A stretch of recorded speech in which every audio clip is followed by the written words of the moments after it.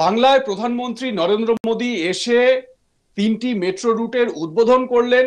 Dumdum central জেলের মাঠে সরকারি অনুষ্ঠানের পাশাপাশি তিনি সভাও করলেন এবং সবথেকে চর্চার বিষয় প্রধানমন্ত্রী নরেন্দ্র মোদীর এই সভার সেটা হচ্ছে বিজেপির প্রাক্তন সভাপতি, রাজ্য সভাপতি দিলীপ ঘোষের অনুপস্থিতি। একদিন আগেই তিনি বলেছিলেন যে যেতেও পারি, নাও যেতে পারি, পার্টি ডাকলে যাব, না ডাকলে যাব না, এই ধরনের ধোঁয়াশা দেওয়া কথাবার্তা তিনি বলেছিলেন। কিন্তু সাম্প্রতিক সময় দেখা যাচ্ছে যে প্রধানমন্ত্রী নরেন্দ্র মোদীর যে সভাগুলো বাংলায় হয়েছে বা অমিত শাহর যে সভাগুলো বাংলায় হয়েছে সেই সভাগুলোতে দিলীপ ঘোষ গড় হাজির, উপস্থিত ছিলেন না। তো স্বাভাবিকভাবে এই সভাতেও তিনি উপস্থিত ছিলেন না।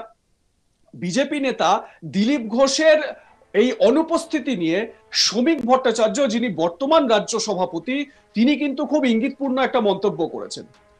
তিনি বলেছেন যে যা হবে বা যা করছেন দিলীপ ঘোষের বিষয়ে যা করার সেটা কেন্দ্রীয় নেতৃত্ব দেখে নেবেন। শ্রমিক ভট্টাচার্যকে স্বাভাবিকভাবে এই প্রশ্ন করা হয়, তিনি এই বল ঠেলে দেন কেন্দ্রীয় নেতৃত্বের উপর, বলেন পুরো বিষয়টা মানে দিলীপ ঘোষের বিষয়টা কেন্দ্রীয় নেতৃত্ব দেখছে। তো শ্রমিক বাবু সাংবাদিকদের প্রশ্নের জবাবে কি বলেছেন শোনাবো আপনাদের। কেন্দ্রীয় নেতৃত্ব দেখছেন এবং কেন্দ্রীয় নেতৃত্ব মুখিয়ে বসেন,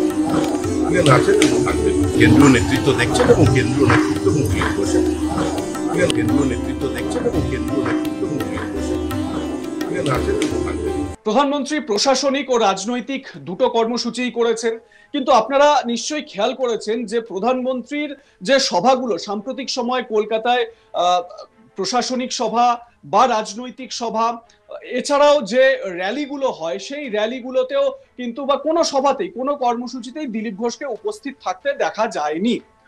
প্রধানমন্ত্রীর যে প্রশাসনিক সভা সেই সভাটায় হয়তো তিনি আমন্ত্রণ পাননি, কারণ তার কোনো পদ নেই, কোনো পদ তার এই মুহূর্তে নেই, না তিনি সাংসদ, না বিজেপির রাজ্য সভাপতি রয়েছেন, না তিনি রাজ্য বিজেপির বা কেন্দ্রীয় নেতৃত্বের কোনো রকম পদ তার রয়েছে, তাই হয়তো তাকে প্রশাসনিকভাবে ডাকা হয়নি। কিন্তু রাজনৈতিক যে সভাগুলো সেখানে তো সাধারণ কর্মী হিসেবে তিনি যেতেই পারেন। দিলীপ ঘোষ নিজেকে কিন্তু বারবার বলেন যে তিনি একজন সাধারণ কর্মী।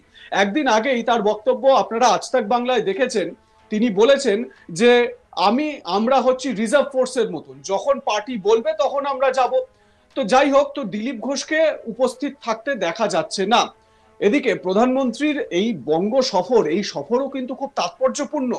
5,200 কোটি টাকারও বেশি প্রকল্পের শিলান্যাস উদ্বোধন করে ফেলেছেন তিনি। সেন্ট্রাল জেল ময়দানেই প্রশাসনিক সভা সেরেছেন। এছাড়াও কোনা এক্সপ্রেসওয়ে 6 লেনের যে এলিভেটেড কোনা এক্সপ্রেসওয়ের যে 6 লেন সেটার তিনি শিলান্যাস করেছেন। সার্বিকভাবে রাজ্যের উন্নয়নের জন্য কিন্তু বড় একটা দিক প্রধানমন্ত্রীর এই কর্মসূচি বা প্রধানমন্ত্রীর এই বঙ্গ সফর, সেখানে তিনি উপস্থিত ছিলেন না। প্রধানমন্ত্রীর এই সফর প্রসঙ্গে দমদম একটা সময় বামেদের দুর্ভেদ্য ছিল। এদিকে এটাকে পশ্চিমবঙ্গের একটা সময় রসায়ন গড় বলা হতো। আমি আগেও বলেছি, এখনো বলছি, মতাদর্শকে বুকে রাখুন। এই কথাটা কে বলছেন? এই কথাটা বলছেন রাজ্য বিজেপি সভাপতি শ্রমিক ভট্টাচার্য। এই বিষয় সম্পর্কে কি বলেছেন তিনি আরো একবার শুনুন। দমদম তো একসময় দুর্ভেদ্য বাম দুর্গ ছিল, এটাকে পশ্চিমবঙ্গ রাজ্য রাজনীতির একটা রসায়নগড় বলা হয়। এখানে যারা বামপন্থী কর্মী সমর্থক আছেন তাদের চিন্তা করছেন।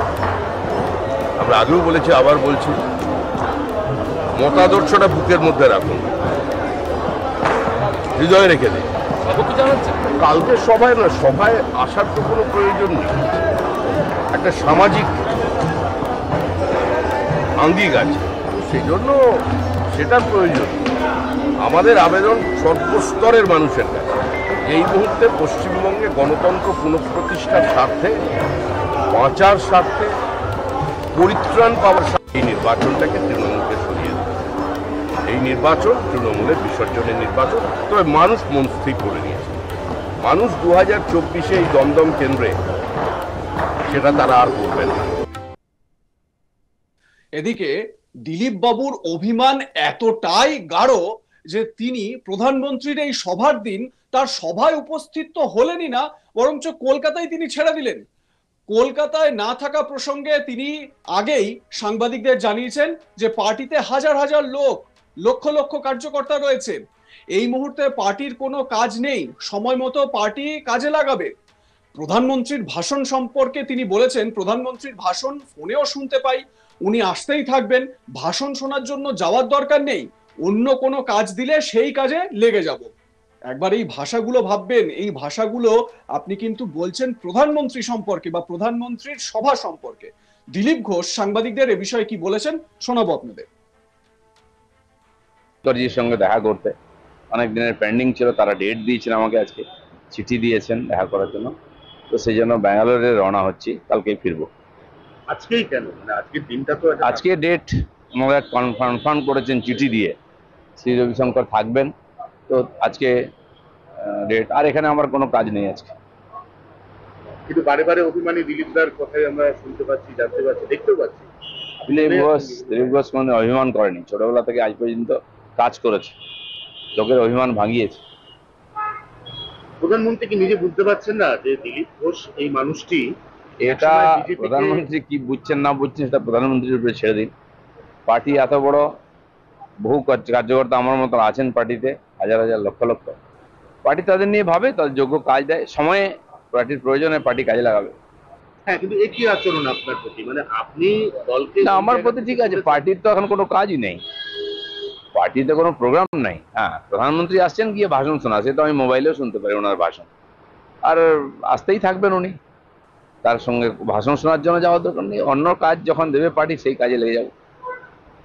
এর আগে অমিত শাহ, জেপি নাড্ডা এবং খুব সম্ভবত আজকেও রবিশঙ্করজির সাথে আপনাকে 2026-এর যে আপনার আসন খড়গপুর, আপনি পিক করে আছেন, আপনি বলছেন ওখানেই আপনার সংগঠন। পার্টি যদি মনে করে আমার ইলেকশন লড়া উচিত, আমি 3 বার লড়েছি, পার্টি 2 বার আমাকে প্রথম জিজ্ঞেস করেছিল কোথায় লড়তে চাও, আমি বলেছি জিতেছি, 3য় বার পার্টি বলে দিয়েছে ওখানেই লড়তে হবে, আমি লড়েছি, জিতিনি। তো পার্টি, আমরা কার্যকর্তা, পার্টি যারা ডিসিশন নেন তার উপর ভরসা আছে, তারা যেটা বলবেন ঠিক আছে। যদি বলেন যে তোমার ইলেকশন লড়ার দরকার নেই, অন্য কাজ করো, ওকে। তো সেই জন্য ওটা নিয়ে খুব বেশি চিন্তা করি না। পশ্চিমবাংলার মানুষ পরিবর্তন চাইছেন, এখানে যে ধরনের অনাচার চলছে, যে ধরনের প্রশাসনিক আর মানে অব্যবস্থা চলছে, ভেঙে পড়েছে, পরিবর্তন চাইছেন। ভারতীয় জনতা পার্টিকে আমরা দাঁড় করে দিয়েছি বিরোধী পার্টি হিসাবে, আমরা যোগ্য ক্ষমতায় আসার জন্য, সুশাসন দেওয়ার জন্য। এবার মানুষের আশীর্বাদ চাই, সেটা আমরা পরিশ্রম করে তাদের কাছ থেকে চেয়ে নেবো। শ্রী শ্রী রবিশঙ্করজির সঙ্গে দেখা করতে অনেক দিনের পেন্ডিং ছিল, তারা ডেট দিয়েছেন আমাকে আজকে। এবার আপনারাই বিচার করুন, আপনাদের মতামত জানান। দেখতে থাকুন আজ তাক বাংলা, সাবস্ক্রাইব করুন আমাদের ইউটিউব চ্যানেলটি, বেল আইকন প্রেস করুন নোটিফিকেশন পেতে।